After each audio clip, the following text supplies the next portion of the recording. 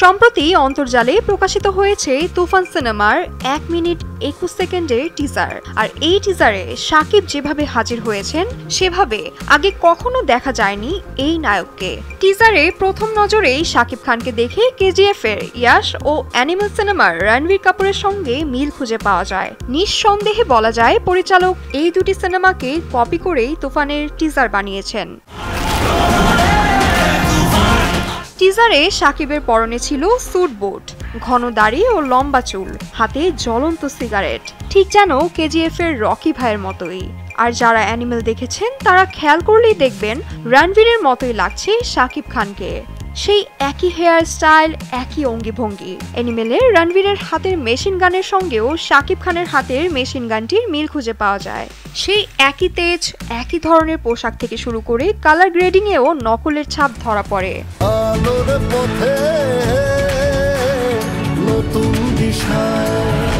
আর এই কারণে শাকিব খানকে নিয়ে অন্তর্জালে শুরু হয়েছে সমালোচনার ঝড়। এখন থেকে পুরো দেশকে তুফানের হাতে তুলিয়া দেব। তুফান, খুব ভয় পাইছি রে। এদিকে চঞ্চল চৌধুরীকে দেখা গেল টিজারের একদম শেষে। শাকিব খানের তাণ্ডবে তিনি দিয়েছেন তাচ্ছিল্যের হাসি। এ থেকে বোঝা যায় দুজনের মাঝে টক্কর হবে সমান তালে, যেন শেয়ানে শেয়ানে লড়াই। কিন্তু রাফি যে 2 সিনেমা থেকে কাট কপি মেরে একটি সিনেমা মুক্তি দিতে যাচ্ছেন, এমন আভাস সামাজিক মাধ্যমে নেটিজেনদের মন্তব্যে প্রকাশ পাচ্ছে। এদিকে সমালোচনার আগুনে যেন ঘি ঢেলে দিল প্রিয়তমার প্রযোজক আরশাদ আদনান। তার এক স্ট্যাটাসকে ঘিরে অন্তর্জালে চলছে তুফানের ভয়াবহ তাণ্ডব। সম্প্রতি নিজের ফেসবুক প্রোফাইল থেকে আরশাদ আদনান লিখেছেন, নকল পণ্যে বাজার সয়লাভ। হ্যাঁ, ভয় পাইছি এত কপি এবং নকল দেখে। এই স্ট্যাটাসটির ঠিক আগেই রায়হান রাফি তার প্রোফাইলে লিখেছেন, কিরে ভয় পাইছিস?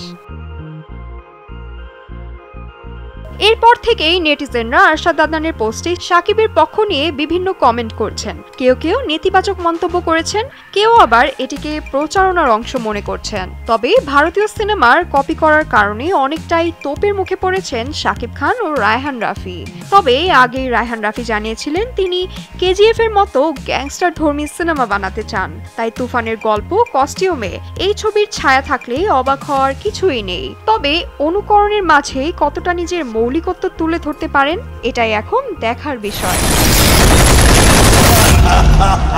তুফান সিনেমায় 90 দশকের গ্যাংস্টারের চরিত্রে দেখা যাবে শাকিবকে। এটি মুক্তি পাবে আসন্ন কোরবানির ঈদে। এর প্রযোজক আলফাই, চরকি ও ভারতীয় এসপিএফ।